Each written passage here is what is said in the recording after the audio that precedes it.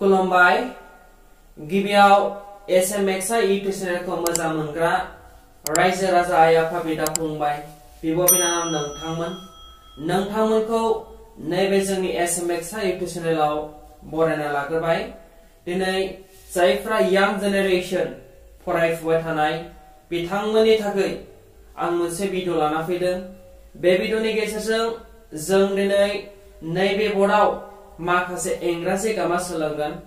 जाय इंराजि ग्रामारनि थ्रुयै नोंथाङा माखासे इंराजि रायलायनो हानायनि सुबिदाखौ मोननो हागोन। बेफोरनि बागै जों एसे आगोलनिफ्रायनो सावरायबोगासिनो दङ। दा बेयाव बुंनो थांनायनि सिगां फार्स्ट टेन्सआ जाबाय मोनसे मा बेयो थाइजा आरो बै थाइजानो हाबा मावनाय समा सिगाङावनो जाना थांखांबाय। दा बै जाना थांखांनाय हाबाखौ दिन्थिनो थाखाय नैबे जों फार्स्ट टेन्सखौ बाहायनाय जायो। दा बे फार्स्ट टेन्सआव मोनब्रै ब्रान्चेस दंमोन।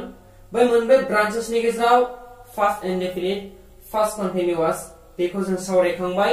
दा बैफोर भिडिअखौ नोंथाङा जुदि बोरैबा नुसनबायाखैबा नैबे भिडिअनि डिसक्रिपशनाव हाबनानै बै भिडिअनि लिंकखौ मोननो हानायनि सुबिदाखौ होनाय जागोन। दा नोंथाङा हाबनानै चेक खालामनानै लाहैबानो जाबाय।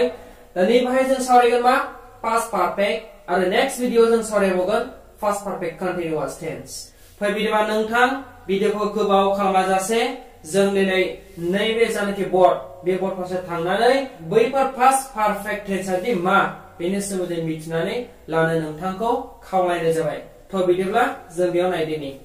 दा जों फार्स्ट पारफेक्टआव नुदों मा एनबी बिलंस टू नटबुक। बेनिफ्राय फार्स्ट पारफेक्ट टेन्सआव मेन साबजेक्टनि उनाव बी वर्बनि हेडनि फार्स्ट फर्म हेडखौ फज'नांगौ आरो मेन वर्बनि महरखौ जेब्लायबो पास्ट पार्टिसिपल फर्मआव लांनांगौ। दा बेवहाय नोंथांनि सिगाङाव मा बुंनो थांदों दा बेखौ मिथिनो थाखाय नैबे फर्मुला एबा पेटार्नखौ नोंथाङा नायना लागोन। दा नैबे पेटार्नानो जोंहा बै पास्ट पारफेक्ट टेन्सनि फर्मुलाखौ बिलंस खालामो। ओके, दा जोंहा नैबे पेटार्न एबा फर्मुला दङ मा subject plus head plus verb 3 plus object। Okay, दा जोंहा बेनिनो मोननैसो एग्जांपल होदों। दा बै एग्जांपलनि थ्रुयैसो नोंथाङा नैबे पास्ट पारफेक्ट टेन्सनि बागै मिथिनायाव गोरलैसिन जागोन, बेखौ हमनोबो हासिननाय जागोन। थ' बिदिब्ला नैबे जानाखि एग्जांपल बेखौ आं नोंथांनि सिगाङाव फोरमायनाय जासिगोन। दा बेवहाय जोंहा मा दं we had gone home माने जों न'आव थांखांबाय। Okay, she had written story माने बियो स्टोरी बा सल'खौ लिरखांबाय। बेफोरबायदि होननाय जादों। स' बे एग्जाम्पलखौ लानानै जों दिनै नैबे डिफिनिशनखौ फल' खालामगोन, लोगोसे नैबे फर्मुला एबा पेटार्नखौ फल' खालामगोन।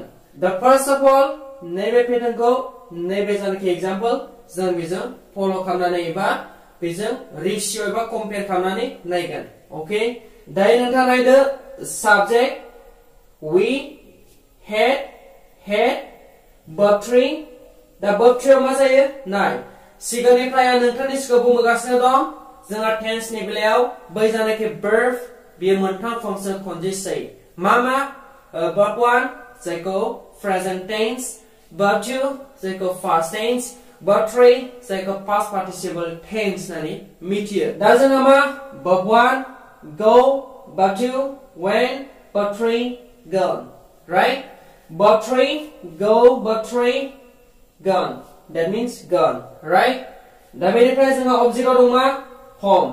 दा नोंथांनि सिगाङाव बेखौनो केयार खालामना होनाय जादों दि जों जेब्ला नैबे जानाखि home बे हमखौ लिरो अब्ला go जुदि थायोब्ला बेयाव जेबो प्रेपोजिशन ज'आ। ओके, नोंथाङा साननो हागौ at home, to home, but no, don't write that preposition। Okay, बै प्रेपोजिशनखौ दालिर, मानोना नोंथांनि सिगाङाव माब्लाबा जुदि नैबेफोरबायदि प्रिपारेशन कारेक्शन खालामनो फैयो अब्ला नोंथाङा बेखौ लांदां दोननो नांगोन। ओके, नाथाय नोंथाङा जुदि माब्लाबा समाव बेयाव गुबुन जानाखि verb होनो दा नैबेहाय एडबो एबा टुबो होनाय जानो हागौ। ओके, स' दायो जोंहा नैबे सेकेन्ड एग्जाम्पल दङ मा she had written story. I mean बियो मा सल' लिरखांबाय. दा जोंहा subject she had auxiliary verb होनना बुङो जायखौ. बेनिफ्राय verb 3 written राइट जायोमोन verb 1 verb 2 आव wrote जायो verb 3 जायखौ जों फल' खालामदों बैथिं बेयाव लिराखै.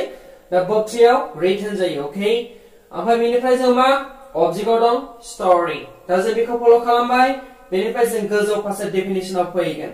ओके स' जों first of all नैबे एग्जाम्पल खौ लागोन बेनिफ्राय बेखौ सावरायगोन. ओके past perfect tense आव main subject नि उनाव be verb नि have नि first form मा बुंदों नैबे बाथ्राया बुंनो थांदों मा जानाखि main subject नैबे एग्जाम्पल main subject आव we गाहायाव see दा नैबे main subject नि उनाव होननानै बुंदों be verb नि नि मा auxiliary verb. ओके दा बे be verb नि have नि जानाखि first form बे first form आव जायो अब्ला नोंथाङा नाय बबे जागोन had first form. बे had खौ फज'नांगौ होननानै बेयाव फोरमायदों. अब्ला जोंहा मा फैखो had आ फैबाय. मानि उनाव main subject नि उनाव जानाखि बै had जाय have नि first form आव had जादों बेखौ फज'नांगौ होननानै बे बाथ्राखौ बेयाव बुंनो थांदों. राइट बेनिफ्राय main verb नि महरखौ जेब्लायबो past participle form आव लांनांगौ. दा main verb खौ जों चेक खालामोब्ला नैबे एग्जाम्पलाव जों मोनो मा gone आरो written. दा बे main verb खौ जेब्लायबो बबावनो नैबे past participle नि फर्मआव लांनो नांगौनो. जेरै नोंथाङा साननो हागौ write wrote written बेफोरबायदिनो गोबां एग्जाम्पल दङ जेरैहाय do did done बेफोरबायदि जायो नङासै.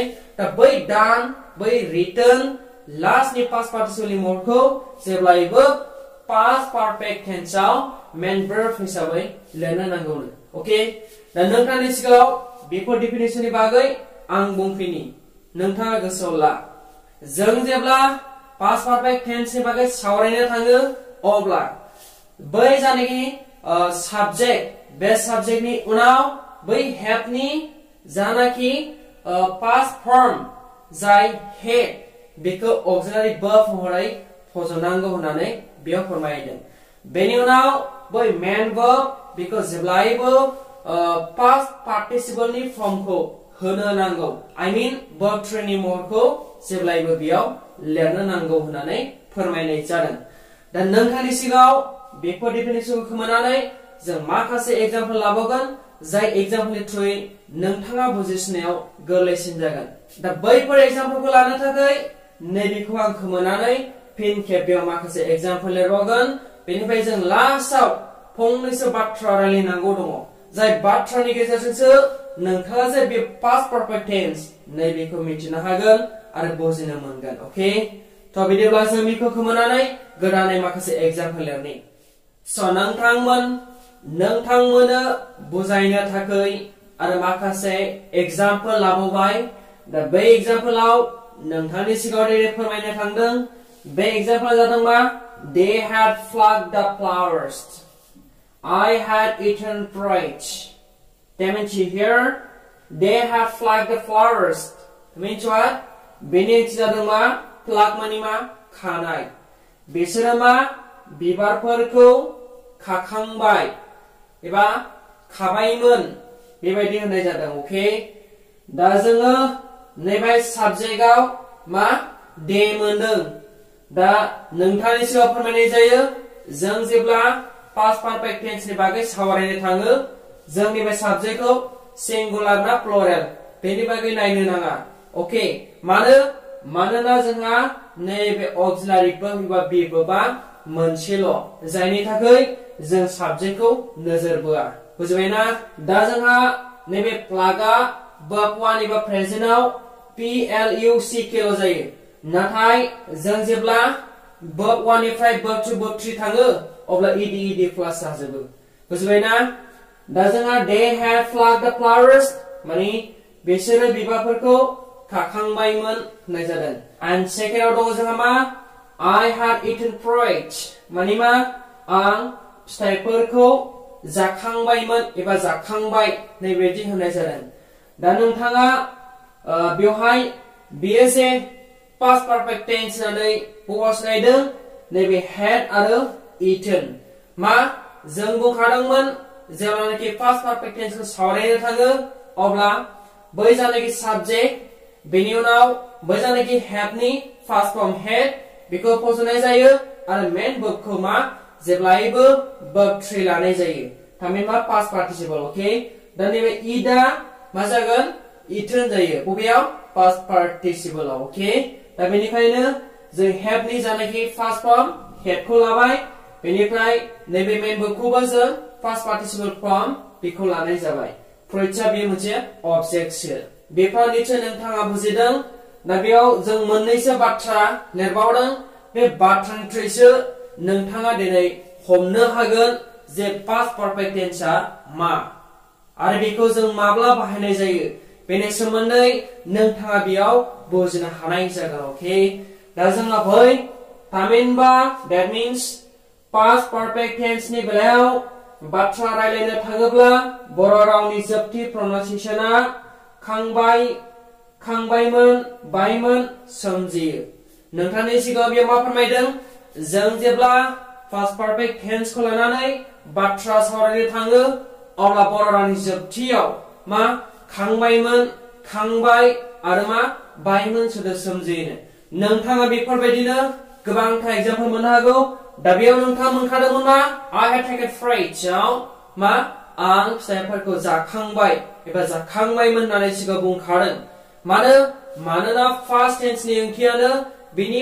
जानाखि verb नि खामानि मावनाय बे अलरेडि जाना थांखांनाय बेखौ जों मा सिगाङावनो बुंबोखादोंमोन दा बेवहाय जों मा खामानिखौ जाना थांखांनायखौ सिनायदों बबेयाव नोंथाङा बुंदों खांबाय एबा बायमोन होननानै ना बेनिफ्राय they had plucked the flowers बिसोरो बिबारफोरखौ खाखांबायमोन एबा खाखांबाय अलरेडि बिनि खानाय खामानिया जाना थांखांबाय थिग बेनि सेकेन्डआवबो बिनि फिथाइफोरखौ जानाय खामानिया जाना थांखांबाय ओके दा बेनिफ्राय जों माखासे एग्जाम्पल लानो हाबावो जेरै जों बेरायहैखांबाय ना जों दुगैखांबाय जों दै लोंखांबाय जों गेलेखांबाय जों लेखा फरायखांबाय दा बैफोरबायदिनो खांबायमोन खांबाय बेफोरबायदि एग्जाम्पल नोंथांनि जिउआव गोबांथार दङ आरो नोंथाङा मोनबाय थादों दा बैफोरखौ लानानै जों मिथिबाय दिनै मा past perfect tense आनो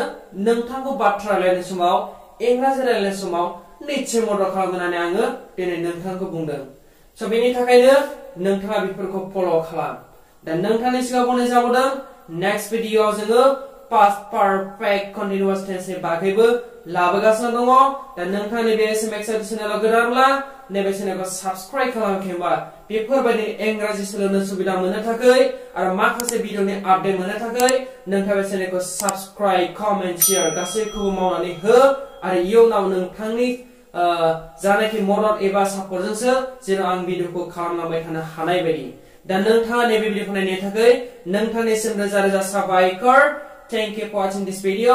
Bye bye.